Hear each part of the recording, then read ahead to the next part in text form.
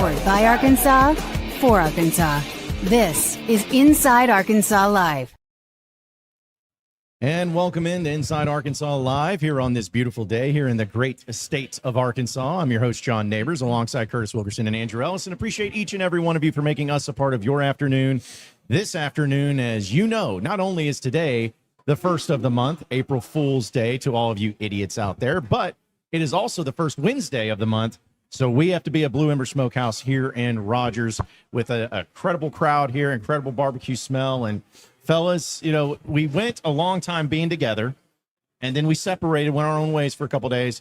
Now we're back together, and this time at Blue Ember, the house that Malik Thomas built, some would say. So how are the vibes here on this Wednesday? The vibes are great. This is the house that Malik Thomas built. Not to take anything from Amir Brown. He was involved in that. He laid some bricks during the process too. But no, man, it's good to be back out here. It was interesting. We went up and we did the right thing. We got a little bit of food before the show started. And the girl who was at the register, did you hear what she said, Andrew? Because her phone alarm went off as she was checking us out. And I was like, what is going on here? And she's like, oh, sorry, I'm baking some cookies in the back. So, like, I don't know if that's for everybody or what we're doing here, but you can't say that and then not bring us a cookie. So I hope that she gets the memo there. And then I'm seeing a bunch of these ice cream cones roaming around here. It's all about the barbecue, but I think I've decided I'm finally going to get the ice cream cone after the show today. After the show today. We're not doing it on screen. Yeah, what a beautiful organization this place is. We love Blue Ember. By the way, absolutely hopping here at Blue Ember today, which, you know, their lunch crowd's usually pretty solid, but it's they're packing them in here. And shout out to Miss Judy. She can't hear us right now, but she's going to appreciate when she goes back and listens because she's a huge fan of ours. She's here, and we appreciate her for supporting us. But since it is April Fool's Day, guys, I just want to say I don't love you guys. You are not my favorite people in the world. I am not blessed to be doing this with y'all, and I am not excited to talk about Arkansas football, basketball, and baseball. Well, I guess you could call April Fool's either that or opposite day, you know, one of the two, if that's the case. But yeah, April Fool's used to be such a hollow, such a sacred holiday that kept everything in check. But once social media happened, kind of just ruined it to where I don't like it, I don't believe it, and I don't think it's funny when anybody does any April Fool's jokes as far as like, hey, this thing happened on social media, and you can just lie and get everybody in a panic and just be like, April Fools. No, that's not how it should work. You need to get back to the real pranks, you know, like putting saran wrap on toilet seats and stuff like that. You know, the good stuff that we used to do. John's a merry prankster. He got in trouble with the law for his pranks. Was that an April Fool's joke whenever you know? It was in May, but close enough, you know. Yeah. You know, it goes, because some people have birthday months. I have April Fool's months, you know, like I could just make it work. So, yeah. I used to really enjoy April Fool's Day for the pranks. I would always make it a habit of not getting got. I know when I worked at the university, you know, the students would always try to get me. It never let it happen. But since getting into this business and covering basketball, which means every year portal season coincides with April Fool's, and now I hate it. Because you got to just double check everything. There's always going to be people in the comments or the DMs. Did you see this? Did you see that? And it just becomes a really, really long and semi-stressful day, especially today when we're like kind of halfway anticipating some news. Not the portal is not officially open yet, so nothing from that standpoint. But they've been doing those exit meetings with the Razorback basketball players, so we're probably nearing some announcements from guys, whether they're coming back, leaving, or whatever. And that's why you got to have those notifications turned on. You got to see it from the folks themselves and not just some random source folks out there on the internet, the Scott Hughes, the Drew P. Johnsons of the world. You can't take them seriously, man. Well, the good news is, Curtis, if portal season goes well enough for the Arkansas Razorbacks, perhaps next year portal season will not coincide with April Fool's Day because we will be on a flight to Detroit for the second time of the season. Our second trip to Detroit for the 2026-2027 season. I think for Razorback fans, April Fool's is also, I know a lot of people were tweeting about this, April Fool's died whenever Bobby Petrino wrecked that motorcycle. That news broke on April 1st back in, I guess that would have been 2011. 2012. And that's when April Fool's kind of stopped being funny. There's been a lot of like weird things, like actual tragedies that have happened on April 1st in the sports world. I remember Tony Ferguson tripping over a mic cord and it canceled his fight with Khabib, and everybody was like, yeah, the fight's canceled because he tripped over a mic cord. And they're like, haha, April Fool's. It's like, no, it's actually, this fight's not happening. And Bobby Petrino was definitely a good example of that, because I think there were a lot of people in the moment who were like, April Fools. It's like, no, like he actually wrecked a motorcycle. And in the moment, we actually didn't realize how bad it was going to be. Yeah, it's a day that lived in infamy. Just a mere 14 years ago is when it happened. So, yeah, we don't like that because some people, as was mentioned, kind of was the day that maybe even Razorback football died. But that's not true because yesterday we did get to see some Razorback football, which we may talk about and get into a little bit as the show goes on. But also Razorback baseball. We'll have to talk about that. But let's start with positive because we want positive vibes, Yeah, you talked about playing the waiting game right now as far as Razorback basketball goes. Malik Euan putting out yesterday, announcement coming soon. That was like Here's an my early Instagram. April Fool's. Yeah. It's like check out the Instagram. And it's like, and I'm sitting there, I'm like, okay. All right. Well, I mean, there's no dates. Like we don't know, but just like, hey, an announcement's coming soon. And here's the thing is I have no problem with players or anybody doing that. It's like their social media, whatever. But it does crack me up. And I'm like, yeah, no kidding. There's an announcement coming soon because you have to make an announcement at some point of what you're doing. So yeah, it was like, yeah, it's coming soon because you only have a certain amount of time. But I guess that's now at least like when you were talking about the waiting game and looking at stuff, we talked a lot about Santos Cirillo yesterday, but now it's kind of like, all right, well, at least have this guy doesn't say anything, doesn't really tell us anything, but he at least put something out. So it's kind of like the little teaser of, all right, so what's Malik Euan going to do here? Imagine teasing it the way that he did and get a bunch of people wound up and a bunch of engagement. It's just a ton of Hog fans really that are like, bro, run it back, man. We love you, man. And then like sometime today, it's just like, hey, I'm out. It'd actually be kind of a classic Malik Euan move, but it could just be something like, hey, next year's frustrated hand gestures are sponsored by Takis. Like who knows what this is going to be. But again, like the timing was interesting because they have been having those exit meetings. So you would think, okay, we're going to get an announcement one way or the other, what's going on with him. And, I talked about it on the Pod the Palace this morning, talked about it some on the Discord last night. It was kind of interesting because I heard from a couple different places that throughout the day yesterday that Malik Euan was kind of getting shopped around to some other schools. Not by Arkansas, by the way. It's what they started doing on the Discord. They were like, wait, Arkansas is shopping Malik Euan around? No, why would they do that? Doesn't Put make him on any the trade sense. block. That's ridiculous. But could that be because he's getting ready to enter the transfer portal? Sure. Yeah, that could absolutely be the case. Could it be that he was getting ready to have his exit meeting, so his representation's reaching around is crazy, to some other places to try to figure out, okay, well, what's his market value look like? What type of NIL could he get? What kind of interest would he get if he went out there? That way he could have that information when he goes and meets with the staff about, hey, NIL expectations, role, whatever, going into next season. So could be a number of things, but especially given that tease, you gotta go follow his Instagram and turn those noties on, then you're going to find out something one way or the other here pretty soon. Yeah, Malik Euan has been, I would describe him as a polarizing Razorback, and there's a lot of polarizing Razorbacks, especially when it comes to transfer portal guys. In this day and age, this era, we put a lot of onus on like, hey, if you're going to come in the portal and we allocate resources to bring you in, you better perform. And so there were a lot of people who were very dissatisfied, obviously, with the way Malik Euan played early in the season. I was kind of proud of the way that he recovered from that and started to play better basketball down the stretch. And, I don't know if we ever had full 100% trust in him, but he really did play some good basketball for Arkansas. He might have been their second best player in the NCAA tournament for a while there. And so it's very interesting going into this offseason. After that tweet yesterday from Malik Euan, I'm just be honest with you. Y'all can get upset or maybe call it a homer or, biased or whatever. If Malik Euan announces he's coming back to Arkansas, which that's what the announcement he's teasing is, we will accept him with open arms. We will be happy about it. We've even talked on the show the last few days about why you guys should want that. If it turns out his announcement that he's teasing is not a return to Arkansas, I got to be honest with you. I'm going to be so done with Malik Euan, and I will say bad things about the young man. I'm just going to be honest with you. I'm putting my stance out there now. If he comes back to Arkansas and that's the announcement, cool. We're going to be happy about it. I'll be fired up, and I will talk myself into him being the best power forward in the SEC. If it turns out this announcement is just, oh, my waiver went through and I'm transferring, I will be extremely angry, and I will join the grifters at that point.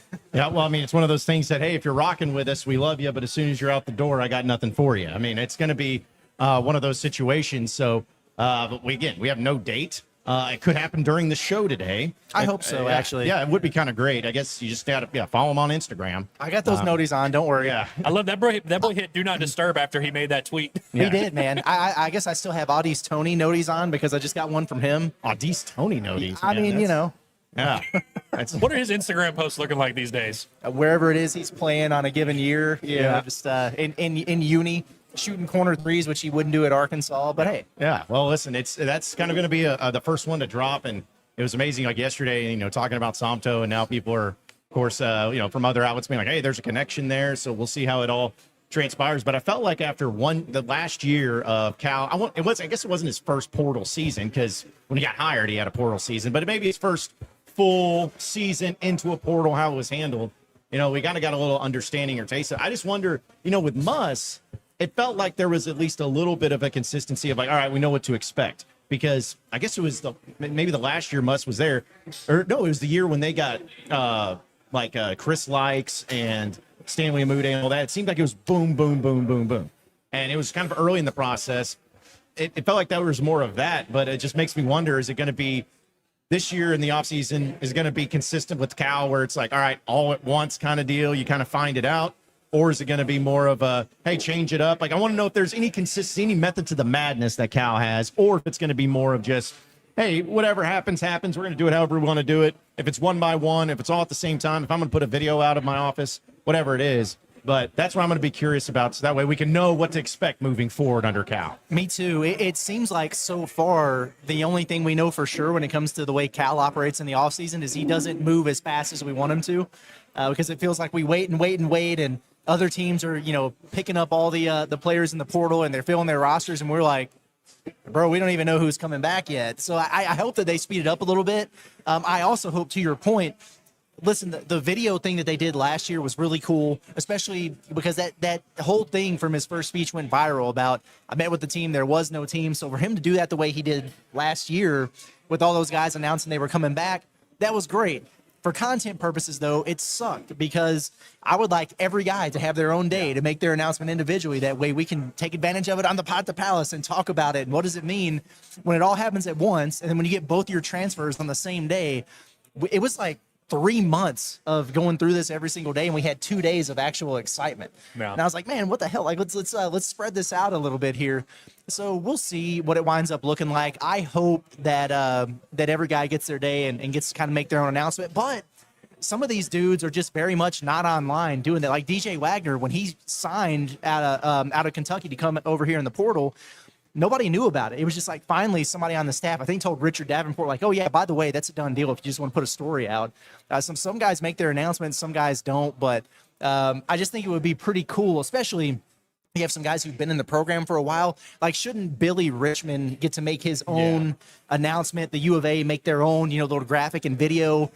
Billy's running it back. I mean, that would be electric. It would go crazy. So give those guys their individual moments. Yeah, it was actually kind of crazy how much information they fit into that little minute-and-a-half video, because he even made the announcement of like, hey, Carter's going to test the waters. Carter's going to go through this process, and we wish him the best of luck and all that. And, of course, he wound up coming back. But I think what we learned in that moment last year is that just because we don't hear stuff doesn't mean that stuff is not happening. Because that's a lot of work. When I say work, that's a lot of decisions that are being made of people coming back and people entering the portal and people declaring for the draft. All those decisions can be made and work can be done by this coaching staff without it necessarily leaking out, without everyone necessarily knowing it. And so that's kind of the frustrating part. But for those that, do get a little impatient and do freak out a little bit, I'm with you that I would much rather them just kind of one by one release this thing. But as we know, you just kind of have to trust Cal and the way he operates, and we'll see what this thing looks like afterwards. But I do think we're going to get retention, at least clarity on retention, a little bit earlier than we did maybe last year. Well, I'm certainly hoping so. And, hopefully, again, it's like building the excitement. I get all at once, but, man, there's something about like, and another one, and another one, and another one, and something that just builds, that gets people all pumped up. But speaking of pumped up, again, we're here at Blue Ember Smokehouse in Rogers on Pleasant Grove Road. Great crowd here today and having some great barbecue. And as a reminder, folks, Easter's coming up this Sunday. So if you're trying to get in your orders, tomorrow's the last day to get that Easter ham from any of the 6 locations here at Blue Ember Smokehouse. And then also a great deal, too, that our guy Peyton just texted me about, and they posted on their social media. For the entire month of April, if you have one of the black cups, we got purple here. Go Purple Dogs. But if you have one of the black cups, because they come in different colors, that cup, you get free refills anytime you come back in, as long as you just bring in your black cup. So You can come and get your drink. Be like, I need the black cup. They'll give it to you. And then the more you come in here, the more free drinks. And they got Coke products too. Coke Zero. They got the best of the best. Creme de la creme. So come in here and anytime in the month of April, and be sure to check that out as well. So, but yeah, we'll get some of your chats and everything. And, you know, the excitement of the portal. That's like almost where everyone has shifted their focus a little bit into this. And I know a lot of teams are looking at it, and you know, other teams are trying to get it going. And that's where I find it fascinating of now that's the shorter portal window. The competition's always there, but, you know, for a guy like Somto or whatever, you know he's going to be highly sought after. But we also know that Cal says, I'm not going to be extorted. You know, we're not what does he put it when it comes to the bidding wars? The bidding wars, yeah. But it just makes me wonder, is there a lot of truth to that? I mean, Cal seems like an honest man. Like, I don't think there's any like untruths to that. But if it's a player you really want, if it's a player that could really help, I mean, surely there's just a little bit of a bidding war, right? Like that you would get into if he means that much, it could help you out that much. Yeah, I think sometimes it might get a little bit misconstrued what Cal means when he says these things like, I'm not going to get into bidding wars. Well, yes, you are. That's part of it. You're in a war the entire time you're recruiting a guy with the other schools that are in on him. We've used the Jordan Smith Jr. example of, you know, do we think that Arkansas just gave him one offer and was like, take it or leave it, buddy? No, of course not, man. They negotiated throughout the process, and he got a great NIL deal. It's not like Arkansas has this reputation behind the scenes of not being willing to pay up for guys, and they turn out the rosters that they do. Of course they're willing to pay up.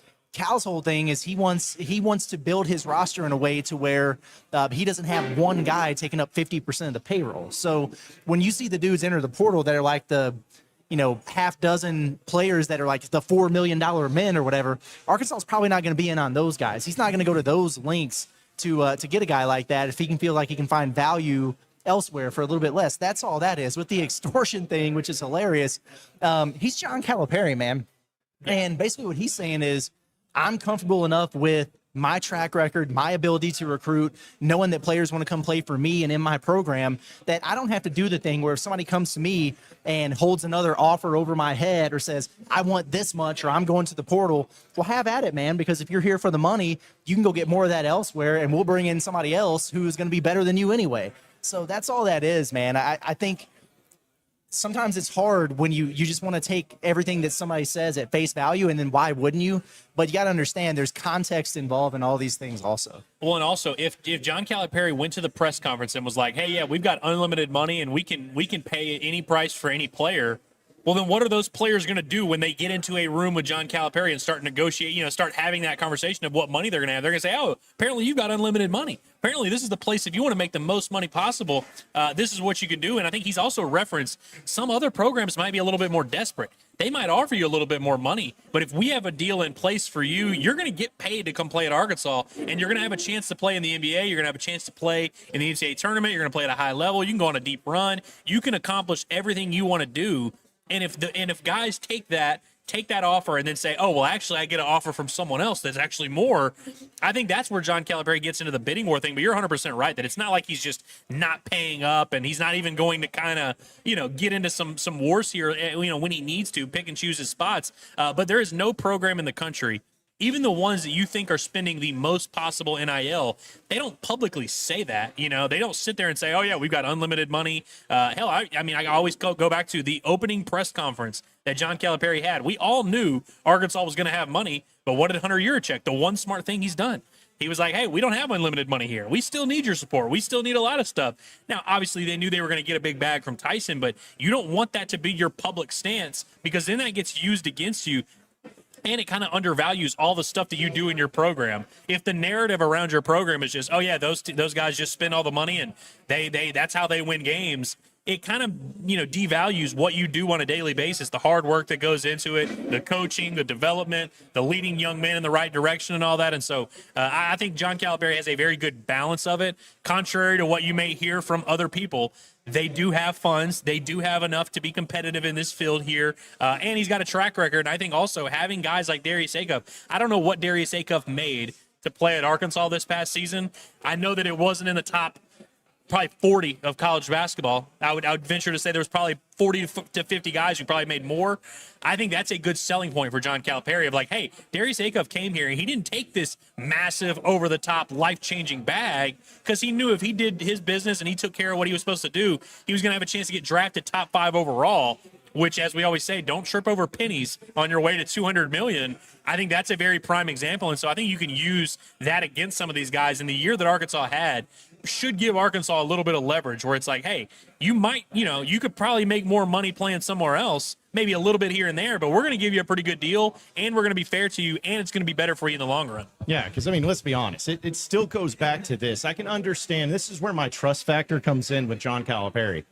John Calipari has been in this game for a long time. He's been successful. And what he was able to do in changing the game when it comes to, getting the McDonald's All-Americans, all these freshmen to play, like he's been a pioneer and an innovator when it comes to the game of college basketball. And so if there's anybody that understands value and understands, okay, well, this guy, this is how badly we need him. This is how, it doesn't matter if it's in dollars and cents or if it's just in market value or whatever it is. I trust Cal to kind of understand. He's like, I know what this guy's worth, and I know if is he going to be worth getting to this point? And if he's not, I'm not going to do that. Like, we're not going to be as extorted, and as he says, to where you're going to overpay for somebody that could end up costing you somewhere else, like in another position or another player. He's, like you said, he's confident enough in himself to where he's like, hey, I know that I can get these guys here and play for me here, and I can do it on a very reasonable price and ask, but you're not going to come to me and tell me what I'm going to pay you. You're not going to come to me and say, well, Cal, coach, I like that, but I'm worth this much. Cal's going to be like, no, I know how much you're worth, and it's not that. Like, it's just I have confidence and trust in Cal. I never thought I'd say that in my life, but I do. And so that's what makes me happy, is just knowing that Cal's the guy, and as whatever he says, he's like, hey, I don't want to get in a bidding war. I'm like, absolutely, Cal, you're 100% right no matter what you say. Well, it's nice to have a coach that, some coaches out there are arrogant and maybe have too much belief in themselves and what they can do. But there are others out there, and you'll see it this year in the portal, and we've seen it in past years there where they jump the gun too soon and they're not patient enough, or they panic buy in the portal because it's like, oh, we got to get guys because we might lose this one, or so he might go somewhere else. What are we going to do? And you can just tell it's just very, very impulsive. And Cal doesn't have to operate that way. He's one of the, and there are others out there, but it's a pretty select group of coaches around the country who you just know, however it shakes out, like your existence as a top-tier program is not going to be based on the decision of what one guy makes. He knows he's going to have a talented team. He knows he's going to have a really talented roster. That's always been the case for him, and it's not going to change now, and it's damn sure not going to change if they pass on somebody who wants too much money or whatever it might be. I also think, we know this is a thing, the respect that John Calipari has from these players. Every player from the time they were 12 years old, they knew, hey, if I'm going to be one of the best recruits in the country, I'm probably going to get to talk to John Calipari. Like, it's kind of a badge of honor that he wears. And I also think he has so many players in his history he can point to and be like, hey, this guy that you look up to, he played for me.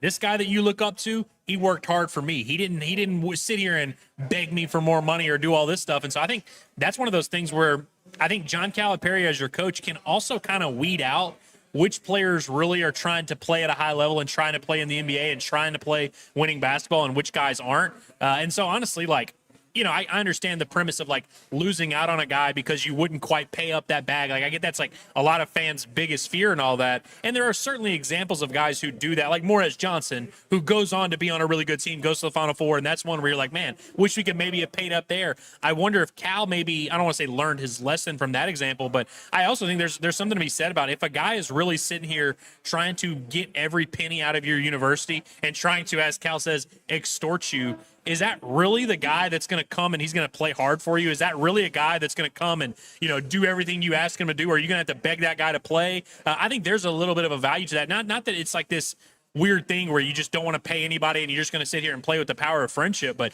I think if you're having to beg a guy to come to your university, you're probably going to have to beg that guy to come play for you and play hard and do the things you're asking him to do. And so this comes back to, I'm not just saying trust Cal because he's always going to make the right decision no matter what, but these guys meet with these dudes face to face. If you're sitting in the same room with this guy, talking about money, talking about basketball or whatever, if you come out of that meeting not wanting that guy to be a part of your program, who are we to be like, no, actually, they should actually want that guy who may or may not be like Keyshawn Hall was a guy that we were kind of bummed out. We were like, oh man, Arkansas didn't get that guy. Turned out to be a massive blessing in disguise because that would have been a disaster. That would have derailed the entire locker room if Arkansas had gotten a very talented player in Keyshawn Hall. Yeah, and I know we'll get to your chats and some other things too, but I can tell you this, that it's just nice after last year, which I know we only have the body of work and the evidence that we have. Last year, seeing a team that was filled with McDonald's All-American freshmen, some veteran transfer portal guys, and some guys that were retained, I'd say the team got along pretty well. I'd say that there was a good chemistry and there were no locker room issues or anything like that. So that's a positive. That's 100% true, man. And that's why retention, I think, is very important. And obviously, you also had a really good team. So that if helps you too. bring back players from a really good team, you're probably off to a good start in terms of having another really good team again. But, that's one thing that we lacked with Musselman at times was just having a little bit more continuity. Sometimes you didn't want it, but they had some really good groups. It would have been great if they could have brought more guys back and built around that as opposed to starting over every year. I know that like Debo was there for several years. They had their guys, but if Cal's really able to bring back 3 or 4 dudes who contributed to this team last year, those are guys who have all that experience of what a winning locker room is like and what it takes to get to the level that they were at. And then in some cases, like for like Billy or Carter or DJ, for example, it's guys that have been here since the start with him at Arkansas. And that stuff really, really matters. And if you're, bringing in these highly talented, freshmen who are coming in and they're going to have to make that adjustment, there's going to be a learning curve to have guys in that locker room like a DJ who can kind of show you the ropes and how to operate as a mature adult. And then guys like Billy, Richmond, and Carter who are going to be in your face and like, hey, this is how we work here. This is how we do things here. This is the attitude with which we play. I love the idea of having the retention and building out around it. What it's called is balanced roster construction. And we can say what we want about did they miss on their bigs or should they have got somebody else in there, whatever.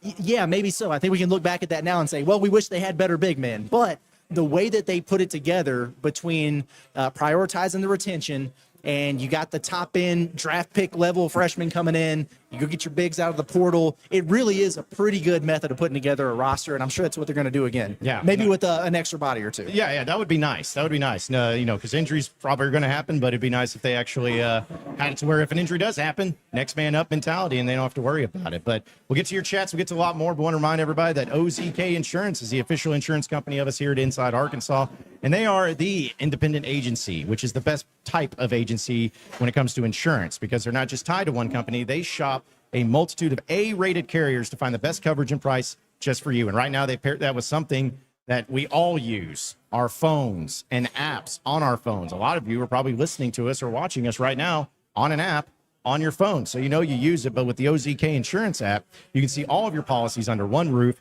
It doesn't matter if it's home, auto, whatever you have. You can pay your bills. You can get that roadside assistance. You can file your claims, request those policy changes, get new quotes, all from your phone. So you don't have to be chasing down a bunch of people. You don't have to worry about any of those things. They're going to take care of you with the choice, flexibility, and having real people to deal with, as well as the modern technology. So don't just stick with that one carrier.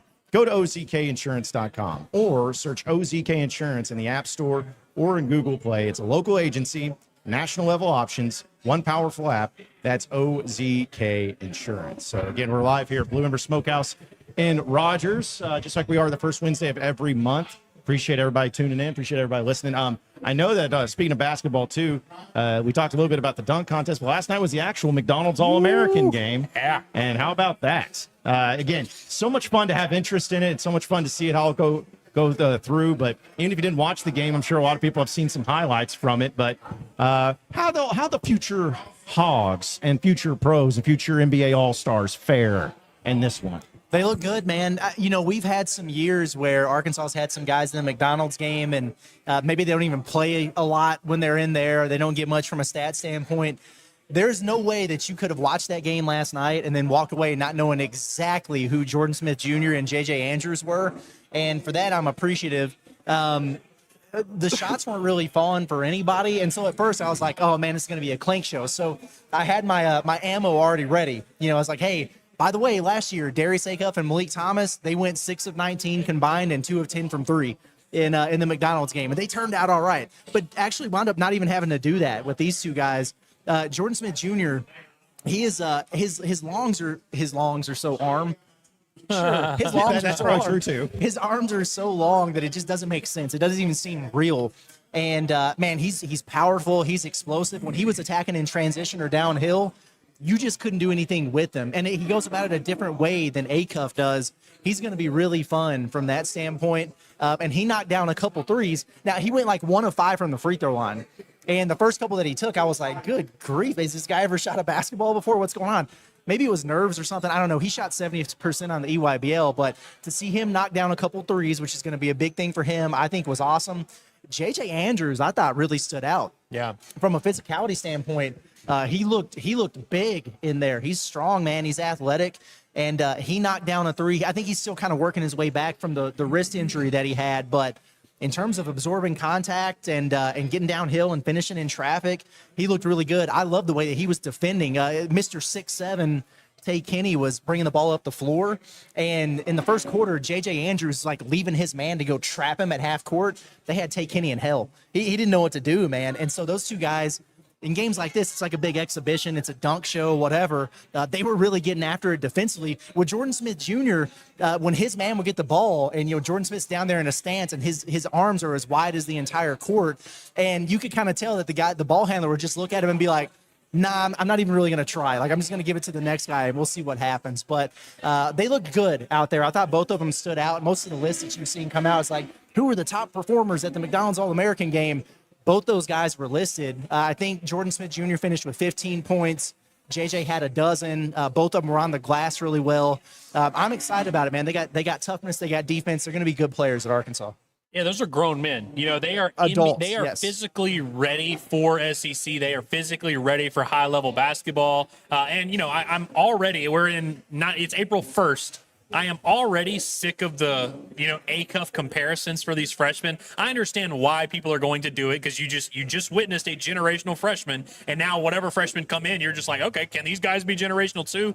I just would not recommend that. I just don't think that's the lens you should necessarily view this through. One, because I think that's an unfair thing to compare anyone to Darius Acuff, but also these are completely different skill sets, completely different mindsets, completely different body types. Everything that they do is completely different from Darius Acuff. I also think when you compare the freshman class of this year's upcoming freshman class to last year's, it's not a star-studded group like last year's was. I mean, this past class that Acuff was a part of with Boozer, Peterson, DeBanza, all these guys, that was a generational freshman class, in my opinion. I think the draft is going to reflect that as well. Like, NBA teams are way more excited about this upcoming draft than they are next draft. And so I get, some people are probably going to look at Jordan Smith Jr. and say, oh, well, he ain't Acuff, I don't want him, or whatever. They're going to compare him negatively. I think if you view these guys through the lens that you should, which is, can these guys come in and contribute at a high level right away to our high-level basketball team, I think you're going to be very pleased. And I also feel like in their class, they stand out pretty well compared to some of these other freshmen. And again, it's not a star-studded freshman class that's going to have 7 top 10 picks or anything like that. But compared to their peers, compared to some of the other freshmen coming into college basketball, they're just as good as any of those guys. Yeah, I was even looking at the box score here. And, obviously, again, it's just one game, but it's all the best of the best when it comes to this entire class.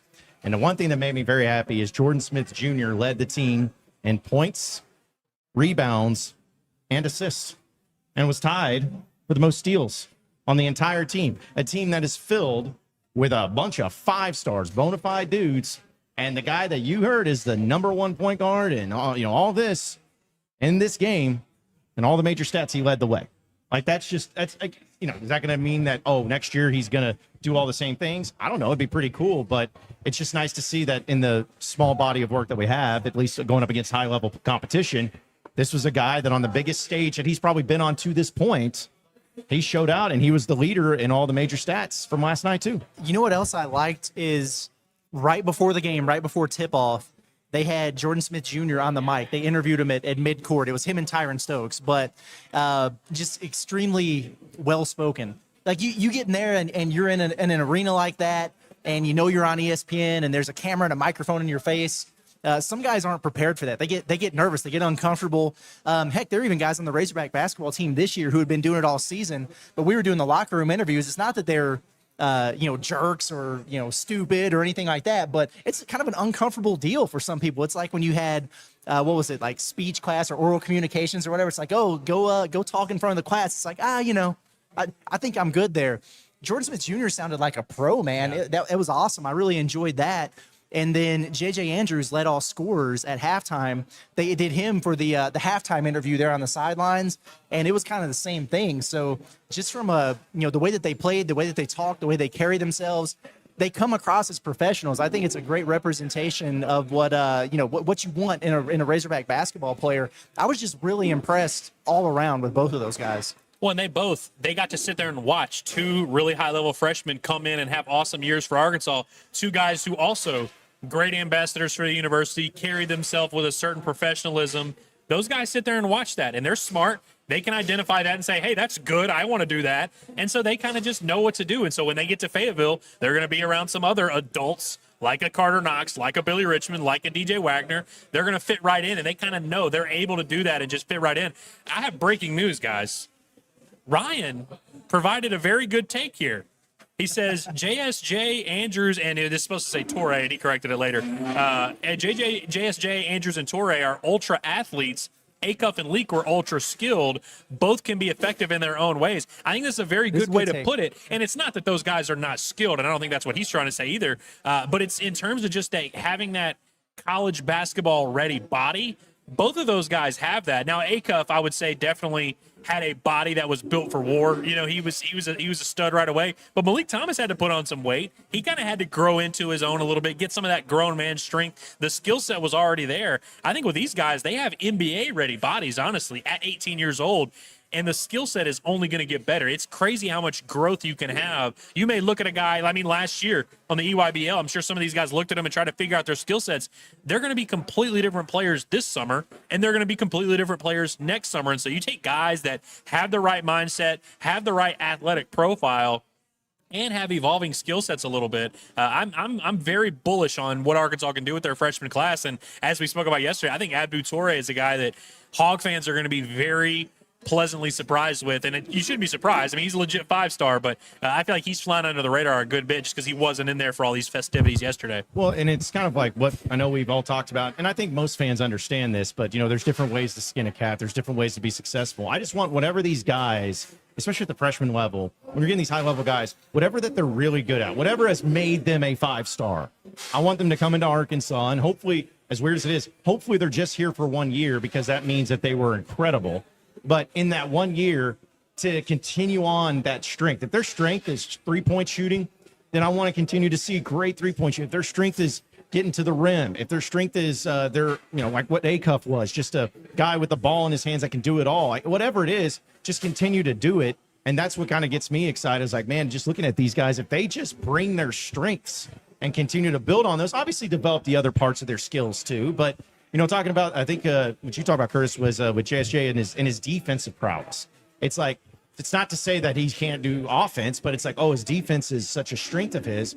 I want to see that translate into the SEC, and where it's like, hey, if the game's on the line and that guard over there for the other team's going to take this final shot to try to win the game, put him on him and just go one-on-one and back everybody off. Like, that's something where I love all different types of players when they play. But you brought up Aldis Toney randomly. That was one of my favorite things that was so underrated about him. It's just like, hey, whoever the best player is on the other team, you go guard him because you just have that confidence. I would love to see, if it's him or just any player, where defensively you're like, okay, that guy's the best player. You guard him nonstop. Do not leave him because you have that much faith in his defensive ability, especially as a true freshman. Yeah, 100%, man. And that's kind of to the point that we've been making about, well, how can you have the the standard or the expectation for these guys coming in being what Darius Acuff did, that's really tough because all these players are different and what Acuff did was special. But yeah, for me, I look at it from a standpoint of maybe I'll become a numbers nerd. Like what's that net rating going to look like? Acuff scored 25 a game. How many did he give up a game? By a wide margin there. But for Jordan Smith Jr., yeah, he could be a guy that comes in and scores 14, 15 a game, and that's all fine and dandy. But wow, it's not what Acuff did. But I'm telling you right now, he ain't gonna be giving up as many points. And his defense at the point of attack, his ability to keep a ball handler in front of him. I think on the EYBL, his stocks counter, so his steals and blocks combined, was like unheard of how high it was. he's going to impact a lot of things on that end of the floor. So you might look at points per game and things like that and come away a little bit underwhelmed if that's the way that you look at it with Jordan Smith Jr. But if you get a little bit deeper into the numbers and the things that impact winning, it might actually wind up being a little bit of a closer competition than people think it will be going into it. Yeah, and I like the way John put it, where it's like, whatever your thing is, whatever it is that makes you special, just come do that for us. You don't need to try and be like, if Jordan Smith Jr. is going to come to Arkansas trying to be Darius Acuff, that's not what I want. I want him to be Jordan Smith Jr. I want him to fire off what he can do. And I also think, we always are going to compare players. We're always going to compare teams. And, it's just the way we do things, especially as Arkansas fans. We don't know anything other than our own teams. I just think that this team is going to have such a different identity all the way around. And it's not a better identity, not a worse identity. It's just completely different. And so I think, it's going to kind of be hard for fans to process just how different things are. But, and again, I'm not even arguing Arkansas is going to be better. I think it's a completely different squad with a completely different makeup. And I think these freshmen kind of fit exactly what John Calipari wants for this squad, but also what I think a lot of fans, you looked at the deficiencies that Arkansas had this year in specific areas. I think depending on what they do in the transfer portal, they're going to be able to have solutions to some of those areas. And then maybe we'll be having a conversation about, dang, next year we need to load up on shooters because this team can't shoot or whatever. That's very possible, but I just think it's going to be a completely different formula, and we'll see how good that formula winds up being. Yeah, and the last thing, because I know we'll get to your chats and some other things too, folks. Let's be honest, coming in, especially at high school in that level, it's not cool. Defense isn't cool. That's not what is getting you all the viral videos and all the talk is that people love the points that you're scoring and everything. And I think that's what I am excited about with JSJ more than anything. And that's not a knock against anybody, but the fact that you have this high-level player that is got that level of defense and that mindset is a rarity, because I feel like so many, and it's not every kid, so I'm not trying to throw a blanket on it, but it's to be honest, offense is cool, points are cool, and that's what you want, and that's what almost you focus on so many times. But to have a kid that has, as you said, was really well-spoken, that was obviously really good at a lot of things, for defense to be such a priority for him makes me really excited, because if he's already looking at that as a priority, not even taking a single shot in college yet, he's the type of player that NBA scouts will look at later down the road hey, this kid's already further along, because I'm sure that's one of the things that the NBA has to work on with a lot of those young players. At first, all right, buddy, you can score 1 million points, but you got to play defense. I love that, and the fact that you already got a kid that can do offense too, but defense is such a high priority for him. Yeah, for sure. The other thing I like about the McDonald's game is you see a lot of the other guys that Arkansas also recruited. And, they wound up with the guys that they got. And so watching them versus some of the other dudes who came on visits they were in on, maybe, okay, got Jordan Smith Jr., so we're out on Brandon McCoy, or, those different things.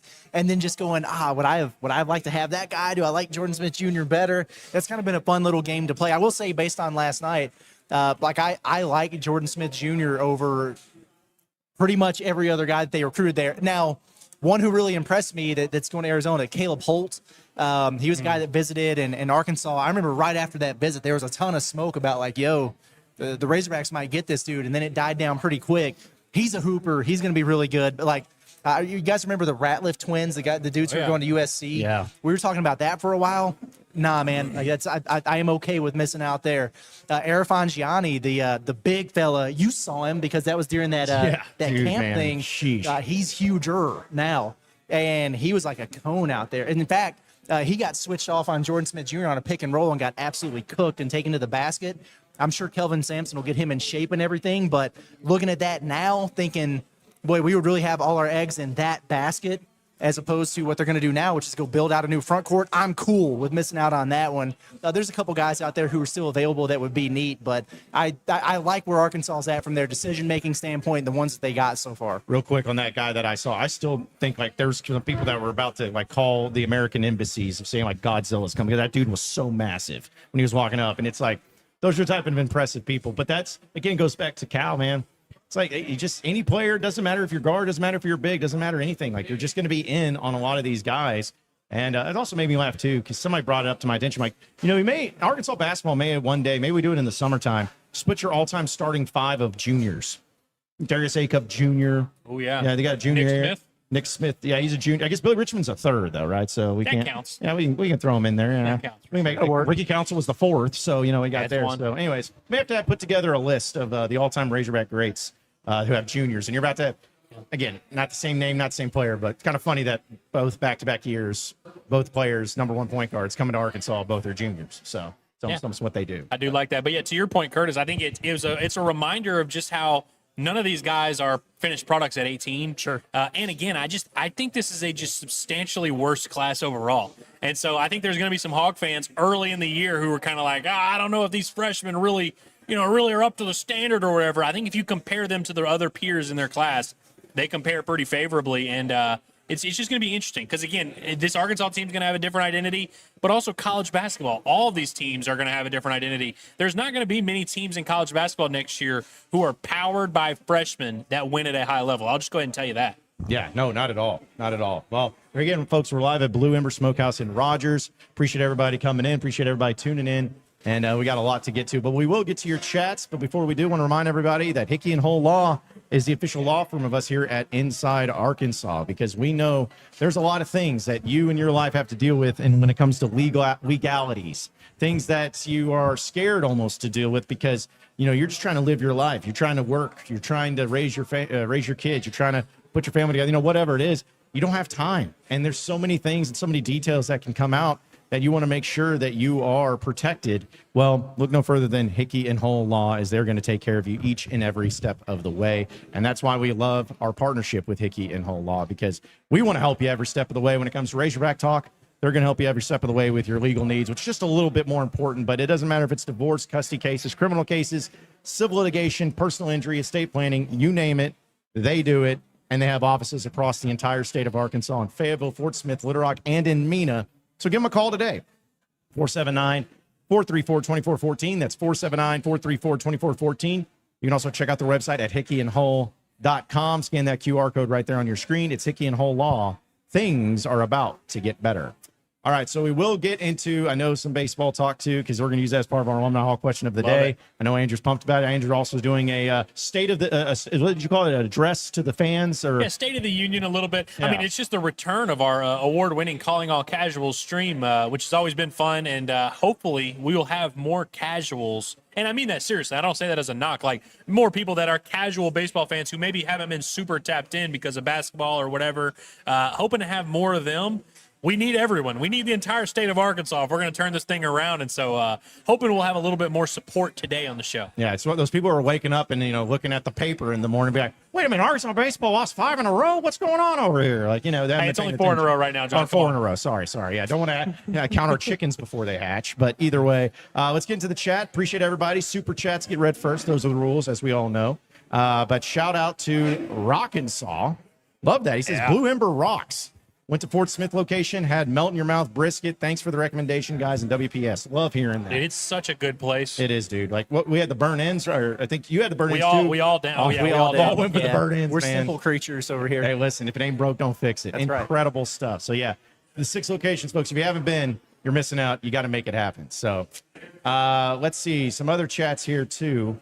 Joffre says, so you're telling me we won't pay Cam Hunter $2 million? Nor should no. they. Yeah, straight up no. Why would Cam Hunter warrant $2 million from a high major team? I don't know. This is not the first time that we've had this discussion. Here's what happens. And by the way, I know Cam Hunter. I like Cam Hunter a lot. He has a great year at UCA, enters the portal, tests the market. Don't blame him whatsoever for wanting to go be a high major guy somewhere. I get it. I think he committed to Butler for a minute. He wound up not going there. He was at Wisconsin for a year, didn't work out there, went back to UCA, balled out. I get it. Now he's in the portal again. The first thing I saw, it was like breaking, Kentucky expected to be involved with Cam Hunter. If that is what they're shooting for here, we don't have to worry about Kentucky basketball. Yeah, we'll be fine. That is not a knock on Cam. But like I said, I like him. I think he's a hell of a player. I think he's great right where he's at. I don't know why he wouldn't go to stay at a high or at a mid major. You were an overtime away from making it to the NCAA tournament with UCA, which would have been an awesome story. It's close to home. He put up 49 in the conference championship game. There is something to be said for being the biggest fish in a smaller pond. I wish that he would just stay there and ball out. But hey, I'm not going to knock anybody for chasing their dreams. And look, if somebody wants to give him life-changing money like that, more power to you, my man. But I for Arkansas, paying him $2 million, absolutely not. Yeah. Let's see some other super chats. Hogs just gave us a super chat. We did not see. I know, guys. I didn't see the chat that you wanted to make, but we do appreciate it. Appreciate you. Yeah. So if you have another one, just I hope to be tweeting out his profile picture in the coming days. You know, it was yes. I want you to put the word out there that we're back up. Yes, love that. Love that. Also, too, shout out to David in Tennessee. Been a member for 11 months, man. We're getting close to the year anniversary for some of these people who are our insiders of our Arkansas. Babies will be walking soon. Yes, that's right. That's right. And members only stream. We promise will be happening this month. We're going to make it happen for you all. We appreciate it. He says you can pick one. Cyril, Scylla, is I say Ndongo? Okay. Who are you taking? I had to go through this exercise a lot last night. Cyril, Scylla, Dongo. So like Gentile Scylla, but not. Pretty much, Okay. yeah. So it's crazy. Samto 1,000%. is who I go with, man. Because I do think my other line of thinking on this, I think center it's got to be the number one priority. The Razorbacks just has to. You have to figure that out. So that's one part of it. Two, I think that they're going to be. I like Dongo a lot. The kid from Georgia Tech. I think he could help him. I think he could go a long way towards replacing what Trevin Brazil got you. But I also acknowledge that there are going to be more options at that position than there will be at the 5. I'm not saying there won't be a better center out there that comes available than Samto, but for what Arkansas is looking for what they didn't have, for what they're trying to get with the connections, that just seems like such a great fit. He would be the number one on my board. I would be willing to be a little bit more patient at the 4, especially when you're going to have like 15 wings on your roster anyway, so you're going to have some versatility. He's my number one right now, and I think it's by a wide margin. Everyone is very aware of what Samto Cyril can't do. And he's not a perfect player. He's not a super well-rounded player even. But what you would have to acknowledge is that if Arkansas got him with the guys that they have on the roster and the guys that we think they're going to get back and the guys they have coming in, with Cyril, I think Arkansas would immediately be, like, at worst, a top 20 defense in the country. Yeah, 100%. And by the way, Muhammad Sila is I'm pretty sure he's going to West Virginia. So, And I do like him. I like him too. My only thing about him is because he put up, if you look at it on the surface, you're like, dang, for a freshman, this dude put up some pretty good numbers. He was in the ACC. He only played 2 ACC games. He got injured, and then he was out the back half of the year. So he played 16 games, and he was balling out against mid-majors or whatever. I think he's got a really high ceiling. He's super athletic, but He's got a high ceiling. exactly, a ceiling. But I just don't know that I could look at him the way that I do Samto, thinking, okay, you bring this dude in, he's your starter, there's no controversy, you know exactly what you're going to get. Maybe there's more upside with Mo Sila, but 16 games, against mid-majors is not really enough for me to go, oh, that's got to be our guy. Shout out to Butcher Boy, who gave us super chat with nothing in it, but he said purposely empty super chat. So I like a few that. times Love we it. appreciate it. Yeah, I like that. Sometimes the best thing is when you're just like, hey, I'm just going to give these guys money of my own hard-earned cash for no reason. But we do appreciate it, though, for real. It's thank you. Washburn Iowa got a couple of these for super chats. Appreciate it. He goes, we lived at the top of the part of the SEC under Dave Van Horn for so long that a lot of people have forgotten what an actual mid-team looks like. I think people forgot what, like, having ups and downs in the regular season looks like. And it's humbling, to be back in this spot.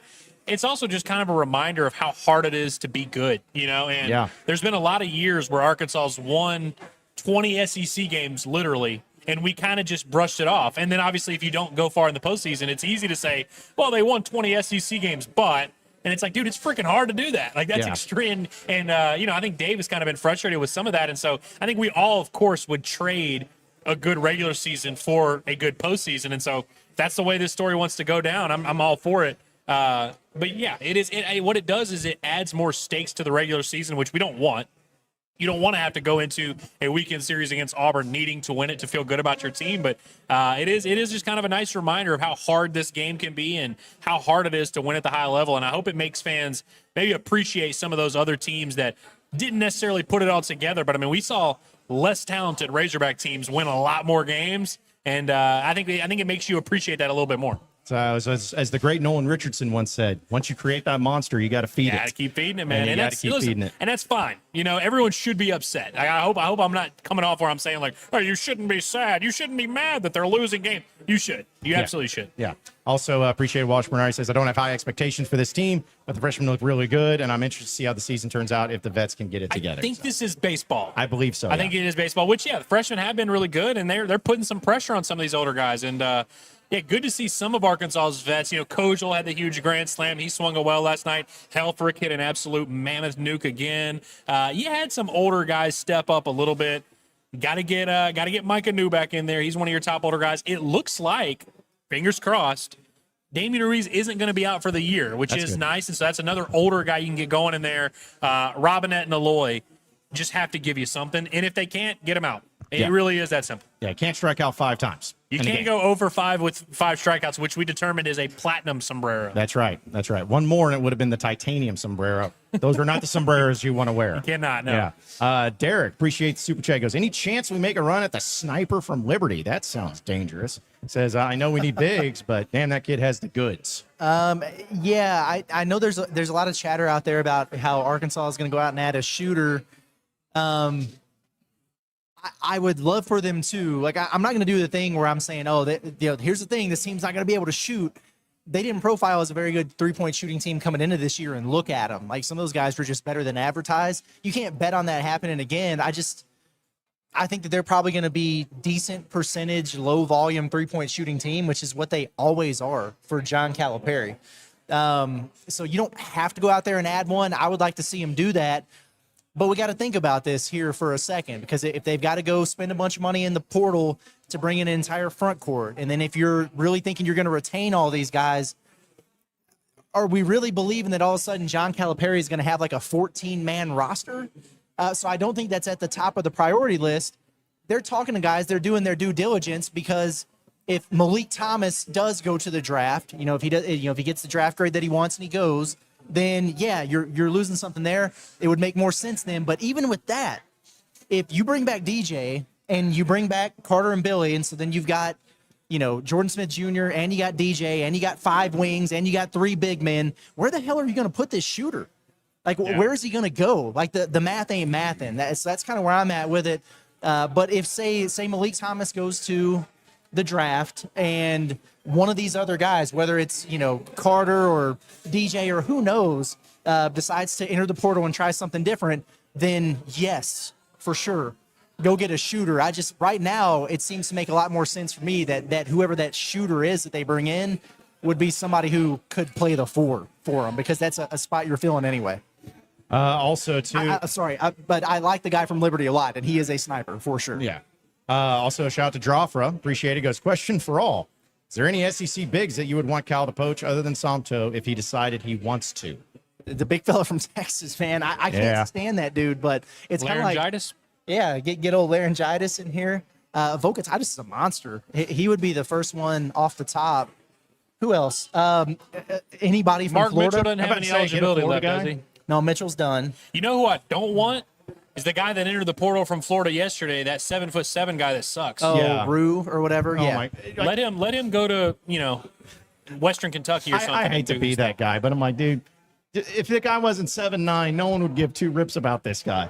Shoot, if he was 7'2", people probably wouldn't care as much. But the fact it's like, hey, look, this is an abnormal person. He's tall. Yeah. He's going to be like a Taco Fall. 30 minutes the entire season for Florida or something like that. Like, and Florida had a good front court. There's no shame in being buried there, but it's like, I definitely am not interested in that. But I feel like there's got to be another big man somewhere. A lot of folks saying Moreno from Kentucky. I like him, but I don't think I'm as high on him as others are. I know he's really, really good. Not very athletic. He reminds me a little bit more of a Jalen Williams type, which, hey, nothing wrong with that. But he would be an interesting one. I certainly wouldn't be mad about it. Kind of like Tennessee's always got such a good front court, but I was about to say, Mike, I feel like does Carey have eligibility left? I think he either does or he's trying to get another year or something. He's a good player. I don't know if necessarily that's the fit you're looking for here. But I like Estrella. He's good.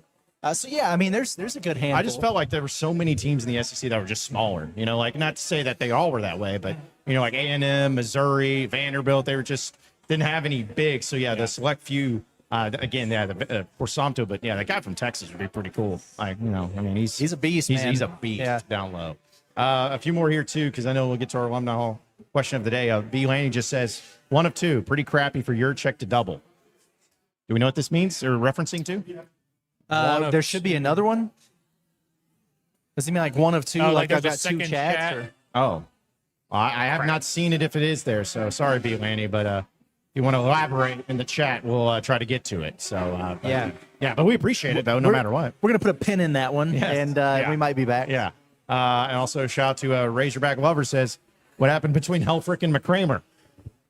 Yeah, I'm guessing he means D. Kramer, James D. Kramer. I assume so. The pitcher.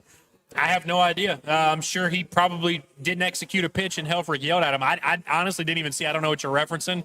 He was only in there for like 3 batters. I don't know. I mean, listen, Helfrich was giving out a lot of speeches last night. There was a point where Mark Brissy was on the mound, and he was kind of like, you know, freshman, deer in the headlights. And Helfrich was like, hey, no, look at me. You're fine. You're fine. And he ended up getting a little bit of a pop out. I didn't see that particular thing, but I'm sure Helfrich was probably arguing with him about pitch call, you know, because Helfrich calls the pitches, and sometimes he gets shaken off. And I don't know, maybe he shook Helfrich off, and then maybe there was a cross up. I don't know. I mean, who the hell? Well, I was just going to say, think of it, you know, we're talking about guys that are reserved. Like Helfrich's not the type that just, you know, is, you know, the guy that's like yelling at people a lot too. Like he's more reserved too. So if he's doing something, you know, it's a little bit different there. All right, Nep, appreciate it for being a member for 11 months as well. He says, I vote Big Kurt at the 4 spot. So you got to vote. Don't do that. By the way, I have the subsequent chat from Blanny. Nice, So he had the pretty crappy for your check to double donation for men's basketball season ticket holders, and now no more Michigan State home game. Why?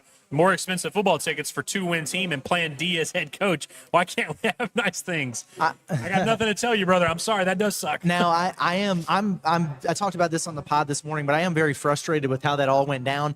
I understand why it happened, because that CBS Thanksgiving game is the most viewed game in college basketball this season. That's big money. That's huge revenue. And Arkansas is able to use that for their payroll. Like this, the game that they played against Duke on Thanksgiving Day is going to pay for Somto Surreal. You know what I mean? Yeah. So it's important to have that. My thought process on it is, why did it have to be this Michigan State game? That's Why do you my thing have to too, give up your home game? You're telling me that because Arkansas. They are a brand. They're an exciting team. They're one of the most watched programs in the country. They've got John Calipari.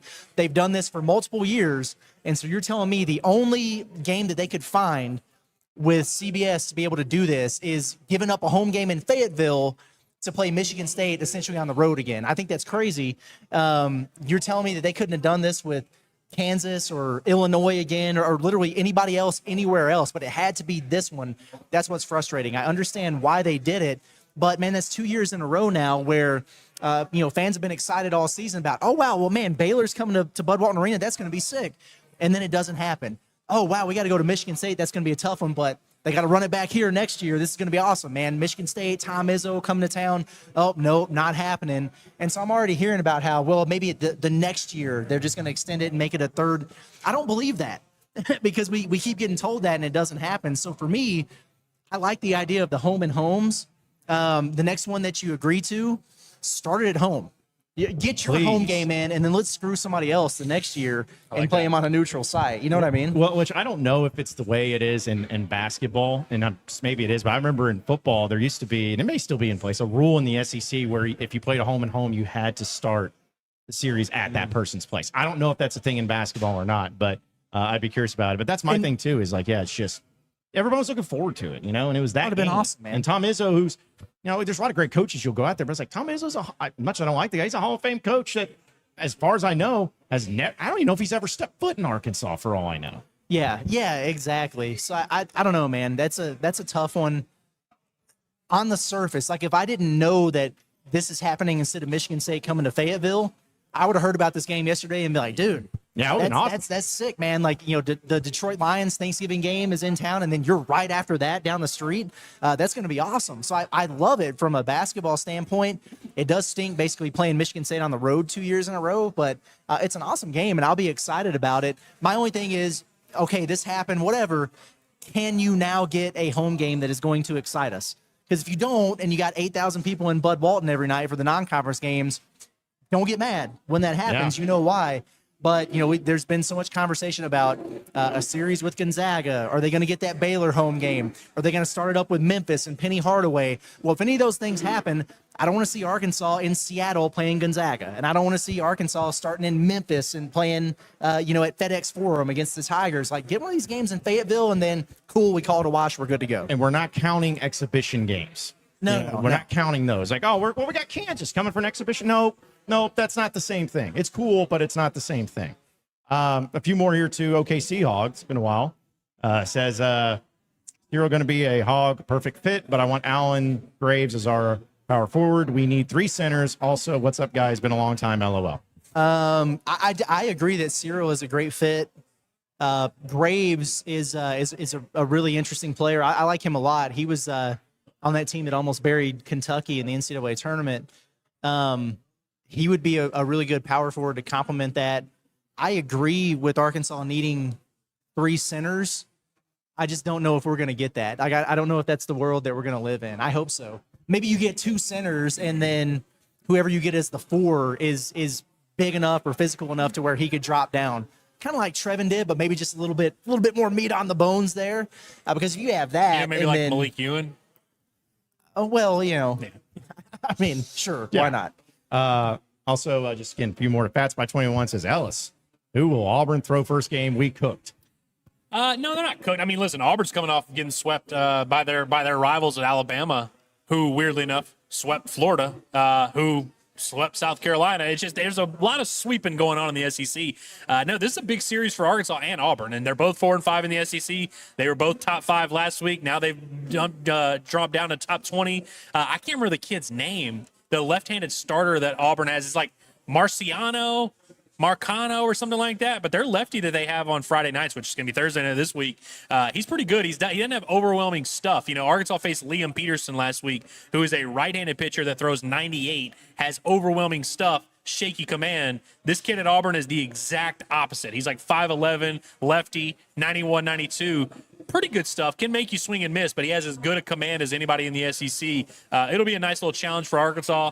Davis confirmed that Gabe Gackle is staying in that game 1 spot. He'll be throwing Thursday, and Arkansas's not cooked, man, but the burner's getting turned on. You just got to go win games, man. The beauty of baseball, no matter what position you're in, you can improve it. If you're in an 0-2 count, you can get to a 1-2 count. You can get to a 2-2 count. You foul one off, you get you a pitch to hit. You're down 1, okay, we get a base runner on, we get the tying run on. You can just always improve your position. All Arkansas's got to do is just go out there and win baseball games this weekend, and we'll all be feeling better about ourselves. Yeah, they go and sweep Auburn. Everyone, hey, we're back. We're all the way back. If they swept Auburn on the road, one, that would be outstanding. They at this exact stage of the year last year, they swept a Vanderbilt team on the road that wound up winning the entire league, I'm pretty sure, or finished second in the league. If they go out there and win this series against Auburn, it wouldn't be like, hey, they're going to Omaha, let's just celebrate now. If they beat Auburn on the road, I feel like that would at least solidify this as being a team that's going to make the NCAA tournament. Like, we could at least calm down that talk a little bit. Yeah, and in fact, we'll get to more of your chats here in just a little bit, but I did want to bring this up as part of our Alumni Hall question of the day, presented by our friends over at Alumni Hall. It's the ultimate Razorback shopping experience. The #1 Razorback apparel store. There's no better place. It doesn't matter what you need. It doesn't matter if you need polo shirts, you need jerseys, if you need long sleeves or short sleeves. It doesn't matter if you need hats, if you need anything for the men, for the women, for the kids, for the pets, for decor, whatever it is, if it's got a Razorback on it and it exists, Alumni Hall is going to have it. So you better make your way over to the store there at 3417 North College Avenue. Or if you can't make it here locally in Fayetteville, that's okay, because they do ship directly to your door. All you got to do is just go to insidearkansas.com/alumni hall. That's insidearkansas.com/alumni hall. Scan that QR code on your screen. When you do that, it'll take you to the website. You can buy it all, have it shipped directly to you, and get you ready for the rest of baseball season into the summertime and all that great stuff there too. So it is Alumni Hall, the ultimate Razorback shopping experience, and as part of our question of the day here on Inside Arkansas Live, it's just a simple one of how concerned are you with the Razorback baseball team and their struggles right now? I just wanted to see where everyone's head's at. It's a very concerned, somewhat concerned, not concerned, very concerned, 76% of that, and then only 17.5% say somewhat, So basically 94% of Razorback fans are either extremely or very concerned or somewhat concerned with this Razorback baseball team right now. Yeah, you should definitely have some level of concern. Like, even if it's only like 10%, you should have at least some. And yeah, no, I think a lot of times it's always, because people do the thing where they're like, should I be worried? And I'm like, well, it depends. What is it exactly? Like, should you be worried about, them being a national seed? Because if that's what you're talking about, this team's probably not going to be a national seed. If you're worried about them hosting, even that seems like it's going to be an uphill battle. Are you worried about, like, the team making the NCAA tournament? I wouldn't go that far. Like, I think it would take a lot. They would really have to just completely mail it in, I feel like, to miss the NCAA tournament. But if you're concerned about, is this team going to get back to Omaha?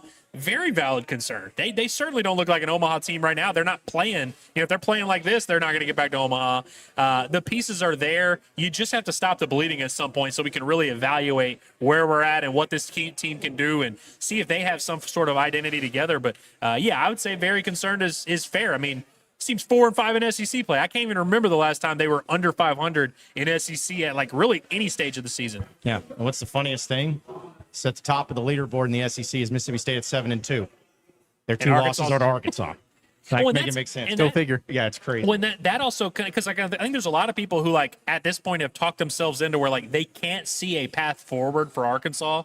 They can't see a case to be made that Arkansas would wind up being pretty good. And that's where I'm like, they literally just 2 weeks ago, they beat the best team in the league. Now, you could say, was that a fluke or could they replicate that? We could have that conversation, but, like, clearly there is a path to them being good. Clearly on any given weekend, they have the pieces, they have the talent, they have the arms, they have some dangerous guys in the lineup.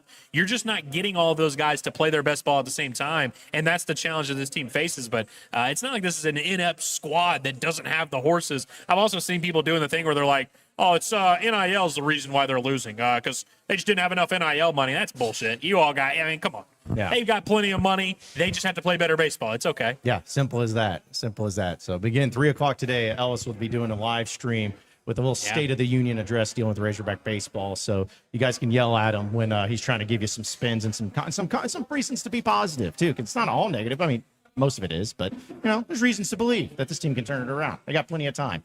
Not really, but they will.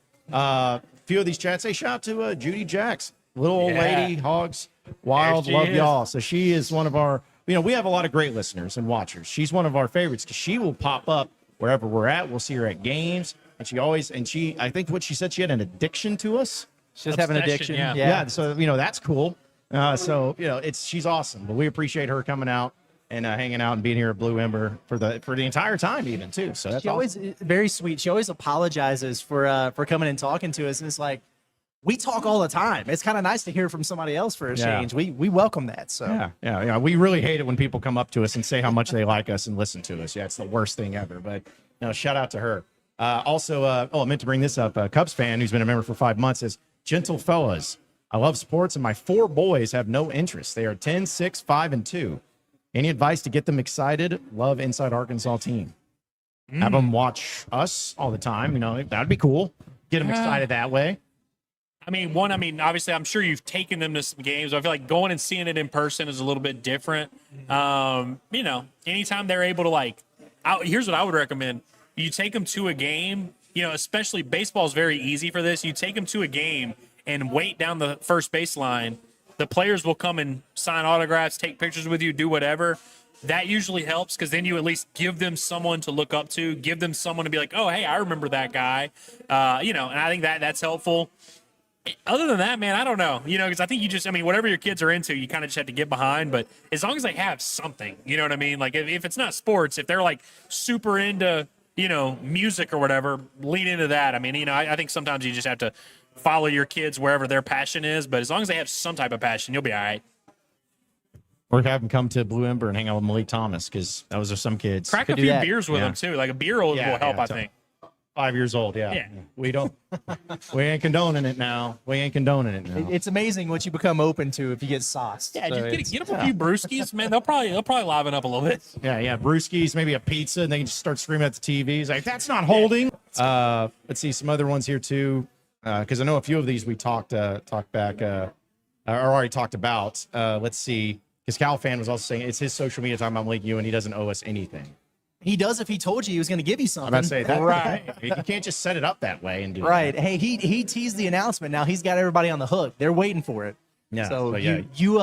you set that precedent. You owe us something. Now Yes. it could be whatever. Yeah. I do think it would be hilarious if it was like pulled a Connor Van over. It's like, this Fools. is my new gamer tag, or but I'm sure it's going to be these are my intentions for next Yeah. year, and we'll see what it looks He like. definitely doesn't owe us anything, but we also don't owe him anything. So it's like if he does announce that he's dipping and he's going somewhere else, it's like, all right, well then see ya. It's like we don't have to like respect. I mean we have to respect him, but it's like we don't have to care about him moving forward. Also, too, Paddlefish says, Curtis, what is your first ever memory of Darius Acuff?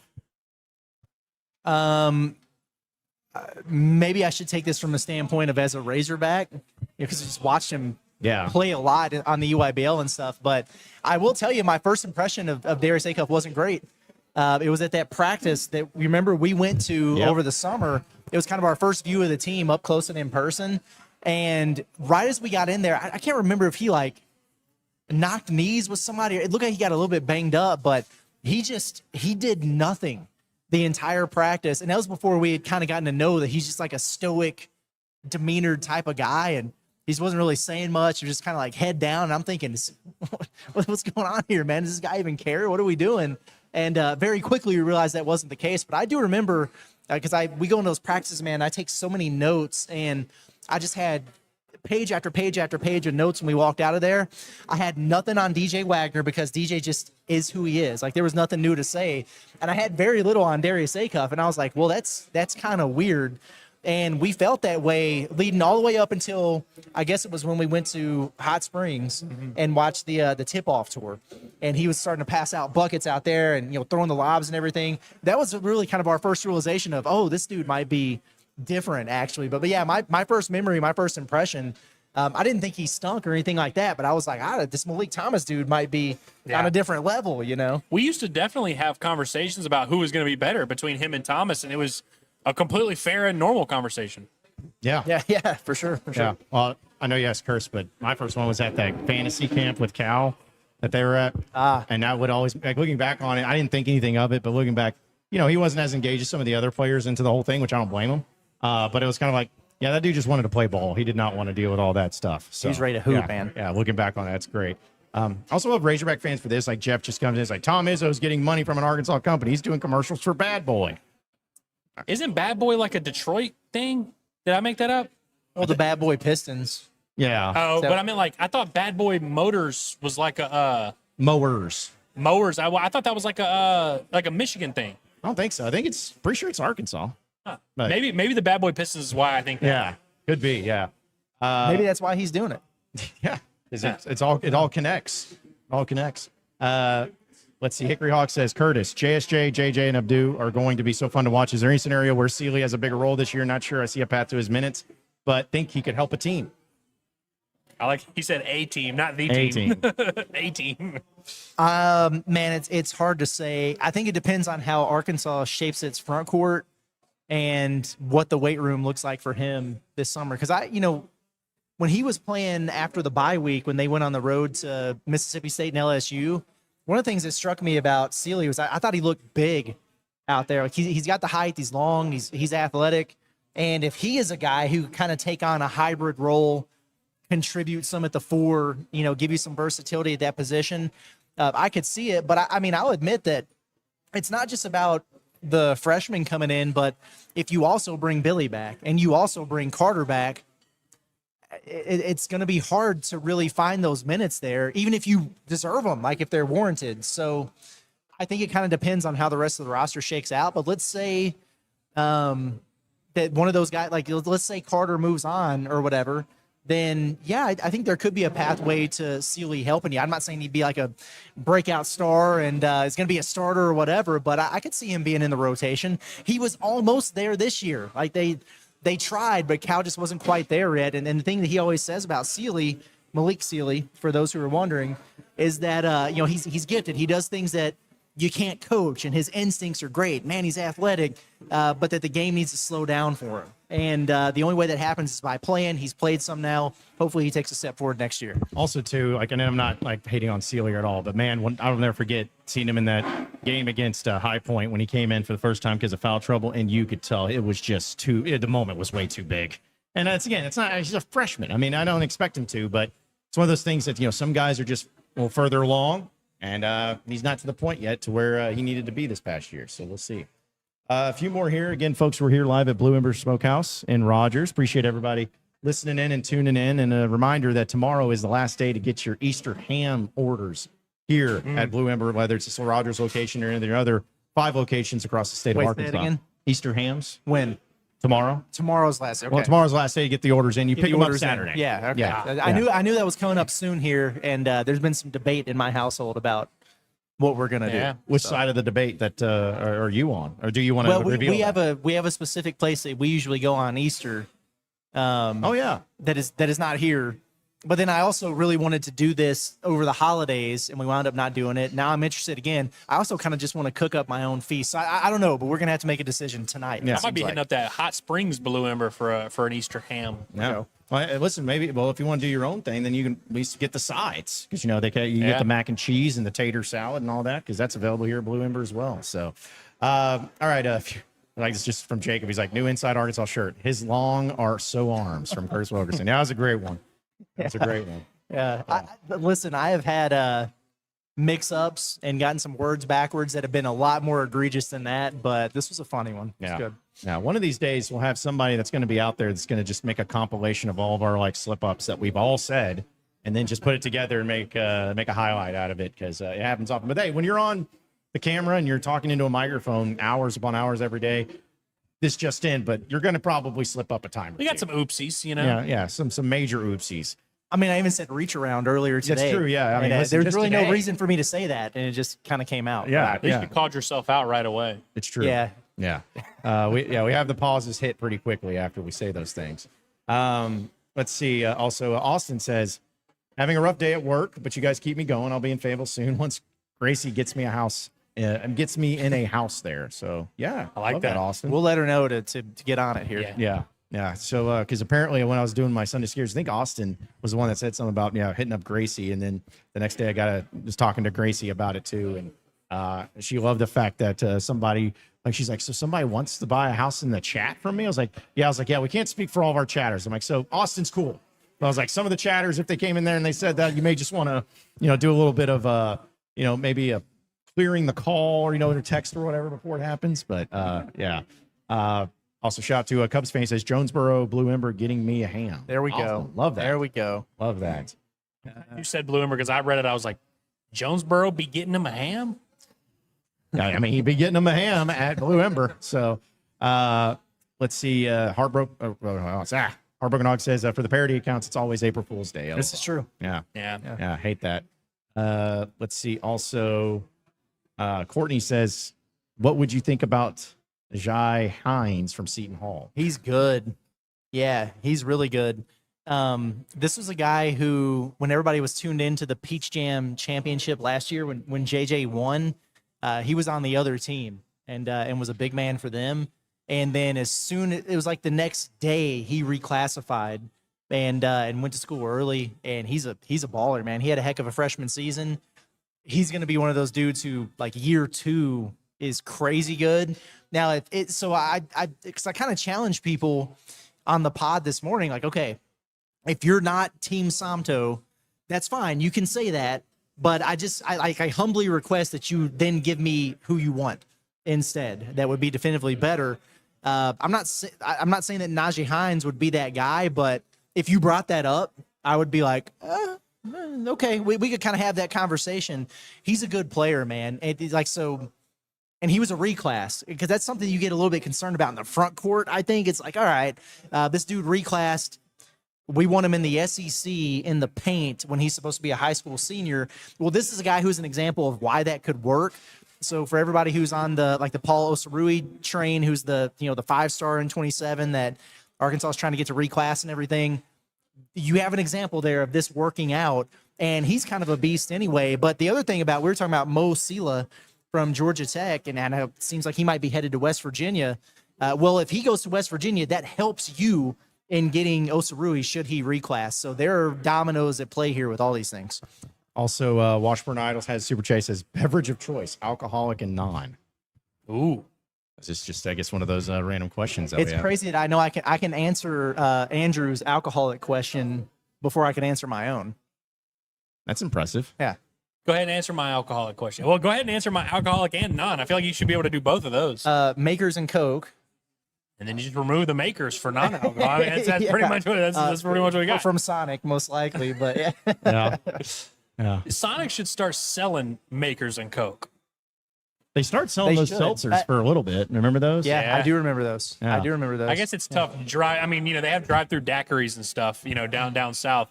Drive-through makers and Coke is probably a tough one. Yeah. It's a tough sell. Or you just sit there in the stall and drink it, and then you're like, all right, let's go. Yeah. Yeah. But no, it's like, hey, listen, I'm all about the Coke Zero. Like, because if I went back to the hard stuff, the Coke, I'd be ended up looking like I did when I was 16, and just enough that I have my own gravitational pull, like the size of a planet. But no, it's I'm a simple man. Coke Zero or water. It's usually the route that I would go. I think I probably have to go with like an Alani. It's just become like a staple of my day. If I don't have one, I feel like I can't function. So I'd probably have to go that route. I'm like Sam Pittman, man. I like myself an old cold beer. Cold beer. It doesn't have anything John's in a Busch particular. Latte guy. I like a That's- Busch Light. Yeah. Yeah, that's if you go to the tailgate, the Bush Hoggers tailgate, it's named from the Bush But lattes. I think I'm a little bit more refined in my taste too. Like if somebody gives me, something, an IPA or whatever, it might not be my favorite, but I can appreciate it. I think I understand it a little bit.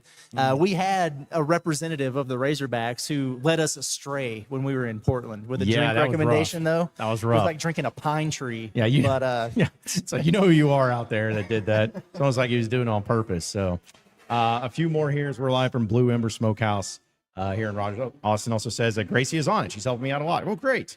Good to know. Yeah, she's always on top of everything like that. Let's see. Trey says, do we see any surprises happening this portal cycle? Someone leaving that wasn't expected or a person out of the portal that isn't what we need? I assume at this point the staff has an idea on who's coming. I think they probably got a pretty good idea on who's coming back right now. Like the portal's not even open yet technically, so how can I say this without just outright accusing people of tampering? Well, it happens, all right? Sometimes guys enter the transfer portal because you wanted them to, whether that's from your own team or from other teams, the guys you're trying to get. One of those situations is playing out in real time right now. We all understand that.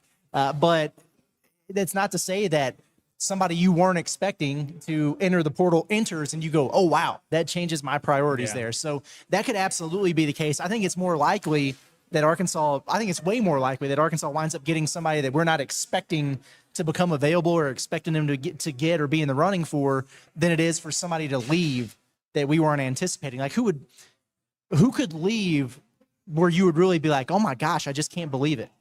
Like the Carter.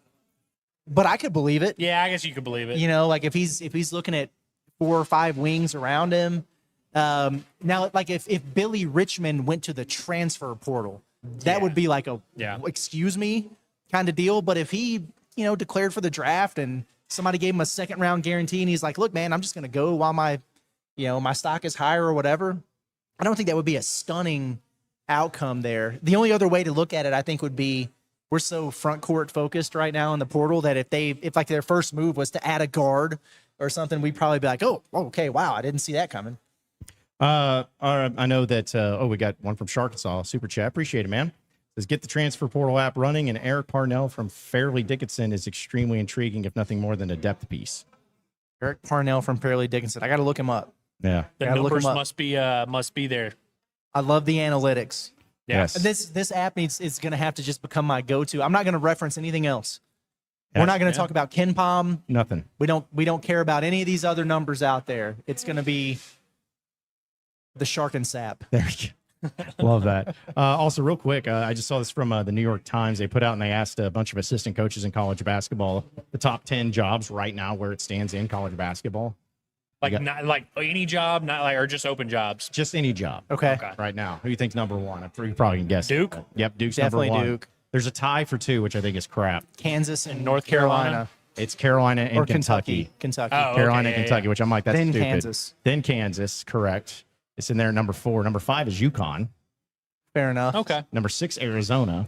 Fair enough. Number 7 is Michigan.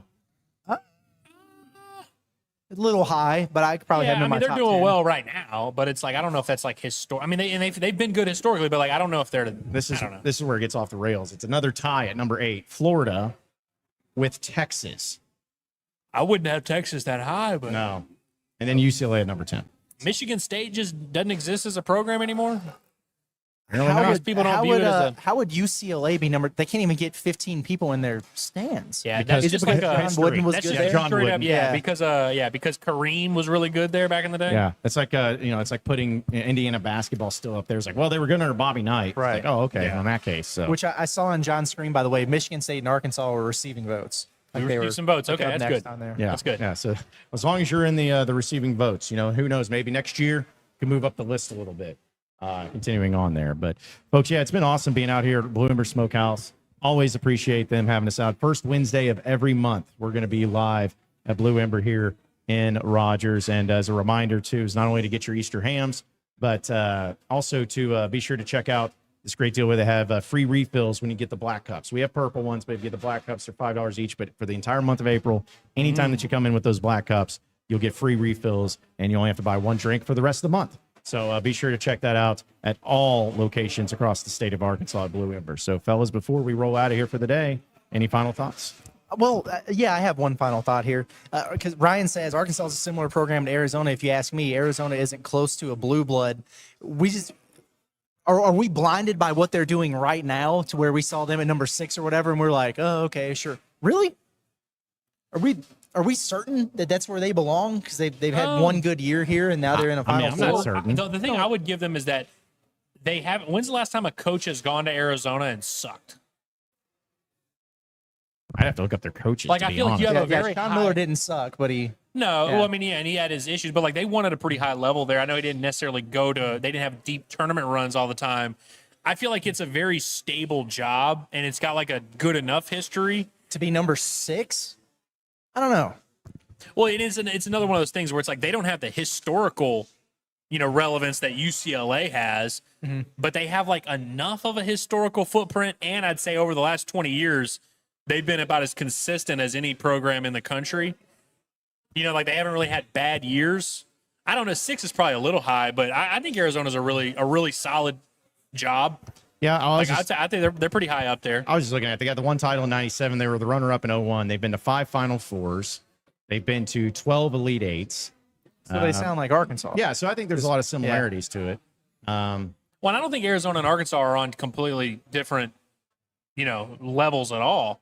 But, it's one of those things where it's like, do we judge it based on history or do we judge it based on the last 20 years? Is it like kind of a combo of both? They don't have the national title recently to like kind of solidify them. And who knows, they might get it in the next, this answer might change in the matter of 2 weeks or 1 week. Yeah, I think it's also just a matter of like which programs is better set up for you to win at. Is it set up that way too? Arizona, I mean, they're doing something right, but still in it and still in the Final Four, and we'll see how far they go into it. So, but Andrew, No, that was my final thought, by the Okay, way. That's, all right. that's all I got for you. Maybe I'll be seeing you guys later today. there you go. My final thought is I'll see you at 3 p.m. Join us for the live stream. It's going to be exhilarating. And, both of you guys are invited. If you guys want to talk baseball, feel free to pop up. You don't have to. In fact, I probably wouldn't even recommend it because it's probably going to be hostile. But I do hope people will come and hang out, and we can have some good, rational discussion. You can be mad, but let's have some conversations. Let's have a conversation about this Arkansas baseball team. I am looking forward to it. Yeah, it's going to be awesome. So be sure to tune into that, and to be sure to tune into all the things that we have going on here at Inside Arkansas, because not only are you going to be on Portal Watch and everything with Basketball Pod at the Palace, of course, everything going on with the Razorback baseball team with Bombastic, but also some practice reports from football. That's right. There was one yesterday, and there's going to be another one tomorrow afternoon. Get a chance to see the Razorback football team. So we're going to have it all right here at Inside Arkansas. So be sure to subscribe to us here at Inside Arkansas, and be sure to come out to any of the Blue Ember locations anytime for lunch or dinner, any of your catering needs, any of your Easter needs. they're going to take care of you each and every time. So that'll do it for us today. For Andrew Ellis, Curtis Wilkerson, intern Cameron, I am John Neighbors. Same sports show, same sports channel tomorrow afternoon. Have a great rest of your day, everybody. We'll see you then.